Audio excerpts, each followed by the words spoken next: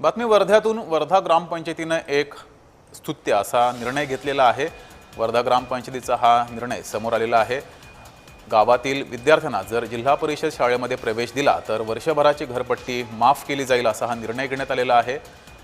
जिल्हा परिषद शाळेतील पट संख्या वाढावी यासाठी हा ग्रामपंचायतीने निर्णय घेतलाय। झेडपी शाळांकडे आकर्षित करण्यासाठी आणि झेडपी शाळांमधील पटसंख्या वाढावी यासाठी ग्रामपंचायतीने हा निर्णय घेतलाय। बैठकीमध्ये ठरावही मंजूर करण्यात आलाय।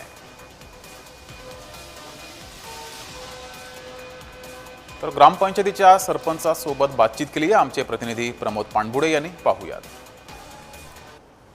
मांडला खानवाडी गट ग्रामपंचायत या ग्रामपंचायतने एक जिल्हा परिषद शाळांमध्ये विद्यार्थ्यांची संख्या वाढीसाठी एक नवीनच उपाययोजना शोधून काढली आहे। ती उपाययोजना म्हणजेच पहिल्या वर्गात जे पालक आपल्या मुलांना प्रवेश देईल त्यांच्यासाठी 1 वर्षाचा घरपट्टी घर टॅक्स माफ।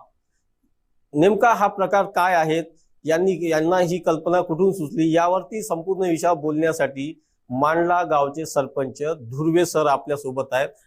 सर, कशी ही संकल्पना तुम्हाला आवडली आणि तुमच्या डोक्यात कोणी आणली? आता जर जिल्हा परिषद शाळेची पटसंख्या बघता दिवसेंदिवस ती कमी होताना दिसत आहे। त्याचबरोबर समाजामध्ये अशी समज आहे की इंग्रजी माध्यम म्हणजे हे सर्वोत्कृष्ट